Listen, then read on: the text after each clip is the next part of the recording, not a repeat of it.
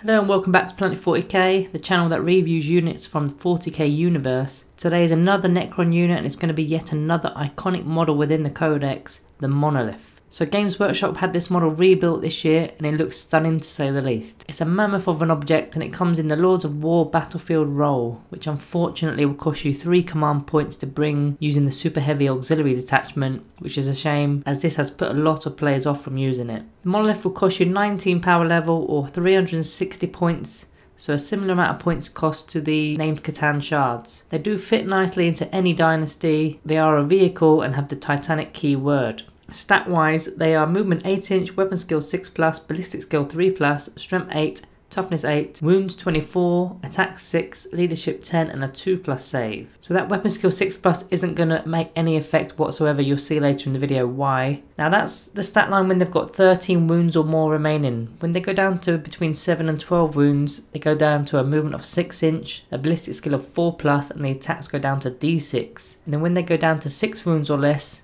it goes even further to a movement of 4-inch, ballistic skill 5+, and attacks will be D3. So 24 wounds is insane, and at a 2+ armor save on top, it's going to tank a lot of firepower. It's also got living metal, which is regaining a lost wound at the start of its turn. So if you lost a wound every turn, it has the potential of getting 5 back throughout the game, providing that it sticks around of course. That's potentially 29 wounds to get through. The Monolith has command protocol, so it's gaining an army-wide buff each battle round, as long as it's within 6 inches of a character unit and there's a noble alive in the battle. Now some of these protocols are a bit so-so, but a lot of people are making good use of them. They're a bit hit and miss because you've got to select the order of the protocols pre-game. They've got hovering, which is where distances are measured from the base or the hull, whichever is closest. So this in a way tidies up the rules, as a lot of these floating vehicles have a hull which is larger than the base. It explodes once destroyed on a 6, and any unit within 6 inches suffers D6 mortal wounds, so it's a pretty big explosion. The Monolith has Death Descending, effectively a fancy name for deep strike, so during deployment you can have the Monolith in the upper atmosphere, and in your movement phase you bring it down anywhere on the board, as long as it is more than 9 inches away from enemy models. Then finally it's got a more unique ability here called Eternity Gate. So this is done in the movement phase. If your Monolith remains stationary, it can summon a core infantry unit that is in strategic reserves and can place that unit wholly within 3 inches of the Monolith. So this is quite a unique ability in the sense that you can get guys in from strategic reserves, but they don't need to be more than 9 inches away from enemy models, although they cannot be brought in directly into engagement range. Now this is solid in a way to get, say, a group of Lich Guard into combat effectively. Now unfortunately the Monolith cannot move in order to use this, so it needs to be planned a turn ahead, and it also relies on your opponent not moving their unit away. But if all these pieces fall into place, then you can effectively get a short range charge off via strategic reserves. Now I wouldn't bring a Monolith purely for this ability, this is just a little extra buff, otherwise it would be quite an expensive method of getting your unit into combat. So that's the abilities. Next I want to discuss the weapon loadouts. So your Monolith comes stocked with 4 Gauss Flux Arcs, and a Particle Whip, and then a Portal of Exile. Now the Flux Arcs can be upgraded to 4 Death Rays for only 5 points. Let's firstly look at the Gauss Flux Arc. So you get 4 of these, they're range 30, rapid fire 3, strength 5, minus 2 AP and 1 damage. So you're talking 24 shots here if you're firing within 15 inches and hitting on 3s if you're not bracketed on the wounds table. So you could achieve an average of 16 hits from that volley of shots. Firing at toughness 4 or less will get you on average 10.6 wounds. Against toughness 5 it's about 8 wounds on average there. Against toughness 6 right up to toughness 9 it's 5.3 wounds on average there. Then against toughness 10 it's only 2.6 wounds, could be quite wasteful on those. So really they should be shot at toughness 5 or less to get the best out of the weapon. The minus 2 AP will bring even Marines down to a 5+ armor save, which on average will get you about 7 wounds going through, killing 3 models and wounding the 4th. So it's quite reliable for taking models off the table. Even a model with a 4+ invuln save will be taking 5 wounds on average. So if you wanted to upgrade the weapon to the 4 Death Rays, it's going to cost you 5 points as I said. The Death Rays are 24-inch range, heavy 1, strength 9, minus 3 AP, and the damage is D3 plus 3. So obviously a lot less shots fired here, just 4 in total at only 24-inch range, but strength 9 cannot be ignored, it will hurt anything in the game. Minus 3 AP puts you on an invuln save or a 6+ save at best if you don't have that invuln, and then the damage being D3 plus 3, which means on average you're going to be doing about 5 damage per wound. So firing 4 shots at ballistic skill 3 will net you on average 2.6 hits. Now I wouldn't be firing this at regular infantry unless they're really elite, so maybe Terminators for example, but not regular infantry, it's just a waste. Against toughness 4 or less you're going to be wounded on 2s, so it's only going to produce an average of 2.2 wounds that will go through there. And if it passes any sort of save, then it'll have the damage of being between 4 and 6 depending on that D3 roll. Against toughness 5, right up to toughness 8 you're only requiring 3s to wound, so 1.8 times on average there.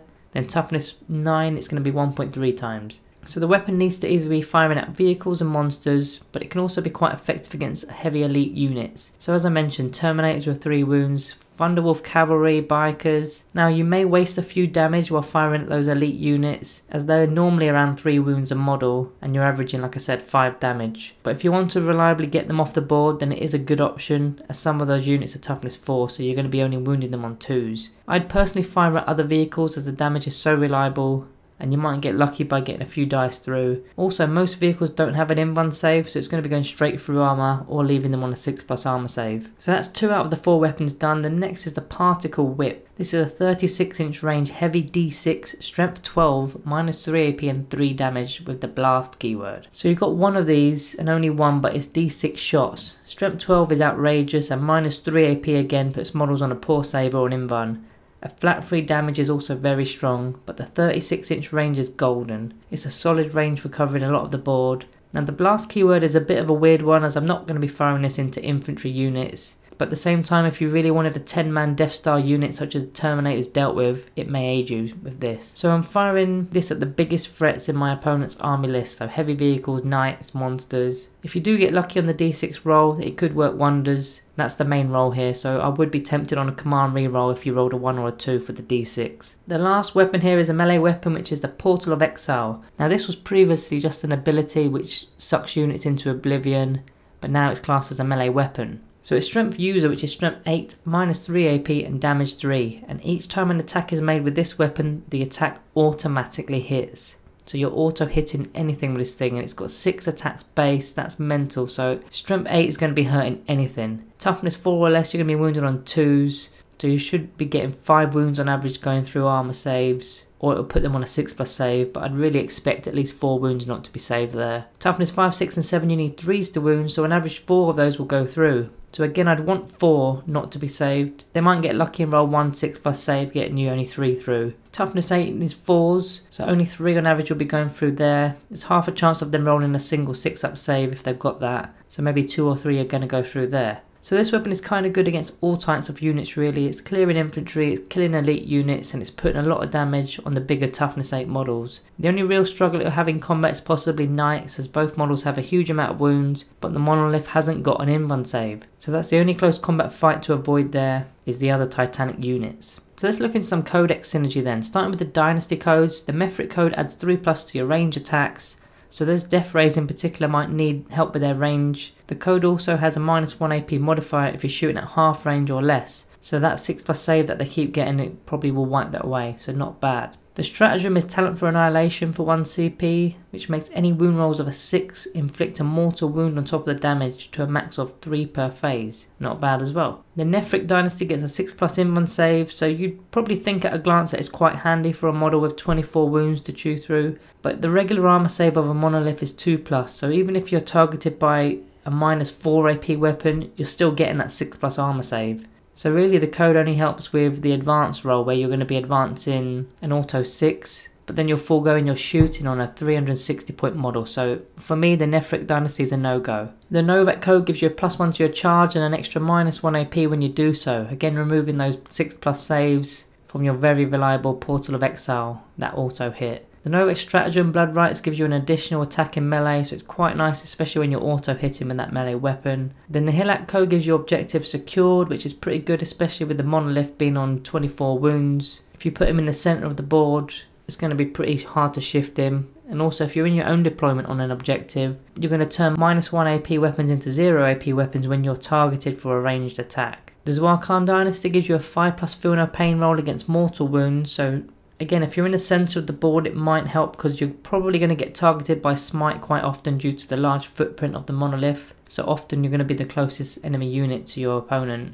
So this code helps here. The code also allows you to reroll a single wound roll per phase, which is perfect for your high strength weaponry, especially the death rays. Now they've got a stratagem Empiric Damping for 1 CP, which lets you turn your monolith into an anti-psyker for any powers that are cast within 18 inches can be denied on a 4+, and due to the monolith's large footprint, the 18 inch is going to be extended quite a little bit. The Sailtech code grants you the rapid firing Gauss arcs to double their shots at 18 inch range rather than 15 inch range. So you're gaining 3 inches in rapid fire, but you can do that with the Methodic code, gaining 3 inches overall at full range. It is an option to gain an inch or so with rapid fire, I guess. However, their stratagem is very useful for the monolith. So for 2 CP, Methodical Destruction. So you would shoot an enemy unit with a different friendly unit first. They effectively tag that enemy unit, then select the monolith to fire at the same unit you've tagged. It's going to have a +1 to its hits roll. Now firing all of its weaponry on a 2+ roll. So a really powerful stratagem, that one. You can also pair it with a Triarch Stalker and target the same unit, giving your monolith a +1 to hit, then re-rolling ones. So as far as custom dynasties are concerned, Eternal Conquerors for that objective secured, Superior Artisans to reroll a single wound roll, Rad Reefed isn't bad to remove a point of toughness from any non-vehicle units that are in engagement range of your monolith. So those toughness 5 models in particular going down to toughness 4, then when they get an auto hit, you're going to be wounding them on 2s. Masters of the Martial for a single reroll to hit per phase, then finally Butchered for that +1 to charge. Then from the Circumstance up to the Awakening list, Healthy Paranoia giving you a +3 to your range attacks. Relentlessly Expansionist is very good for the monolith, giving you an army-wide 6-inch movement after deployment but before turn 1. So getting the monolith into the centre of the board could be key. Isolationist turns your Gauss Flux Arcs into strength 6 weapons if you're shooting them within 12-inch range. Again, handy for those toughness 5 units that will now be wounding them on 3s. Interplanetary Invaders is the final one of note here, which allows you to fire your heavy weapons in combat without the -1 to hit modifier. Now they also do allow you to fall back and shoot without the -1 to hit penalty, but monoliths are titanic, so they can already fall back and shoot normally. So looking at the stratagems, the first stratagem in the book is a monolith related stratagem called Dimensional Corridor. So for 1 CP done in the movement phase, you select a core infantry unit on the battlefield, remove that unit from battlefield, and then in the reinforcement step of the same phase, set it back up again wholly within 3 inches of the monolith. So your monolith is used as a space corridor for your guys to reposition. I mean, it can be great for getting warriors or Lich Guard up the board. Techno Oracular targeting allows a single wound roll to auto wound in the shooting phase. It takes away a small amount of chance of failing a single wound roll, probably not worth it overall, but it's an option. Stellar Alignment Protocol, which will be 2 CP due to the Titanic keyword, allows you to use your highest damage bracket datasheet for a movement, ballistic skill and attacks. So they'll be the best that they can be. This is obviously only going to be used when your monolith is below 12 wounds, of course. Curse of the Pharaon, which is quite pricey at 3 command points, again due to the Titanic keyword, lets you auto explode when destroyed. So any unit within 6 inches suffers D6 mortal wounds, so it can be a huge swing in the game if your monolith is surrounded by enemy units. Just be aware that it also affects friendly units too, so don't get too close to your monolith if it's on its last legs. Disintegration Capacitors for 1 CP, used for your Gauss weapons, so when you hit on a 6 it will auto wound. Not bad on a model that's firing 24 shots at rapid fire, so you would expect on average 4 of those rolls to be 6s. I personally would rather just chance my luck with the dice, as those 4 guaranteed wounds still do have a chance to wound by themselves. A few more noteworthy mentions before we get into the rating. The Technomancer can have its Canoptic Cloak and heal D3 wounds for your monolith each turn if you wanted a near indestructible monolith. Also don't forget the Living Metal, giving another lost wound too. The Chronomancer can use its Chronometron on the monolith, which is actually insane, giving your monolith a reroll to charge, but more importantly a 5+ in-run save. So that's the one little flaw that I've had this whole video, is the fact that it's got no in-run save, but you can give him one with the Chronomancer. So overall, I'm pretty impressed with the model all round. It's useful in shooting, whether you're targeting infantry or vehicles. It's also very good in melee with its auto-hitting weapon, which is quite a rare thing in the game itself, having an auto-hitting melee weapon. For a huge tanky vehicle, it moves pretty quick and also has the deep strike ability too, which makes it even better. But I'd actually want to start it on the battlefield. Now the reason being is it's such a huge thick model. It's virtually the size of a large piece of terrain, so it will block a lot of line of sight. So you can be hiding all sorts of stuff behind it. They're moving up the board at 8 inches a turn. I mean, I'd love to see a large game of 5 of these all lined up together in a wall with all your army behind. That'd be quite hilarious. Now the sheer amount of wounds it has is really good to be bringing your opponent's motivation down when trying to tackle it. as it's going to soak up tons of firepower and make your opponent think about how to deal with it. If it has its death rays in particular, you can't just ignore it, as it's going to be doing a lot of carnage each turn. Even tagging it in combat isn't that great for your opponent because you can just fall back and shoot you to being Titanic. Unfortunately, it's lost its fly keyword strangely, so falling back may not always be so straightforward. Another thing of note here, that due to it being its own detachment, you can give it a different dynasty code to the rest of your army, with the only drawback being it won't gain benefits from the command protocols, and your Eternity Gate ability won't be used either. So no built-in invuln saves or quantum shielding, which is a huge annoyance. I mean, yes, your Chronomancer can give this invuln save to the Monolith, but now you're talking a 360 point model with attacks of an 80 point model on top, just for a 5+ invuln save. The biggest problem though, of course, is the fact that it requires its own super heavy auxiliary detachment for 3 CP, which is a lot of spendage. Also the cost is a lot, especially for smaller games. I mean, I compared it to a Catan Shard at the start of the video. Now that has a similar issue. They need to make their points back throughout the whole game to be worthwhile. Now the Monolith needs to not only make 360 points back up, but also 3 command points that you've spent just to get it on the battlefield, which could have been spent in other ways, so it's got a lot of work to do. The 24 Gauss Flux Arcs are nice, but warriors can do this sort of job for a lot less. The Strength 9 Death Rays are also nice, but there are other units in the Codex that can do that too, such as your Doomstalker or your Doomsday Arc. Okay, they don't defend themselves as good in combat, but the Stalker is 140 points and the Doomsday Arc is 190 points. So it's a huge saving on points if you go for those heavy support options. Now the Particle Whip is the only weapon that doesn't really have much of an alternative in the Codex, but it's actually quite rare that you need anything more than a Strength 9 weapon, unless you're wounding Toughness 6 I suppose, because you'll be wounding them on 2s. That's the only time where it has a real solid use. The melee side of the Monolith is powerful, but only 6 attacks. I know that is a lot of attacks, but when you're comparing it to other units in the Codex that have a lot more attacks, Lich Guard, Blade Ones, Wraiths, you name it, there's tons of them, and they're going to be a lot cheaper to field. I really do want to love this data sheet, but I see it as a luxury unit. Other units in the book do what it can do and do better at it. So this only really leaves the fact that it's a huge distraction, but if you wanted to pay 360 points to distract your opponent, then that's a huge investment. So after all is said and done, I'm going to be giving the Monolith a Planet 40k rating of 3 out of 5.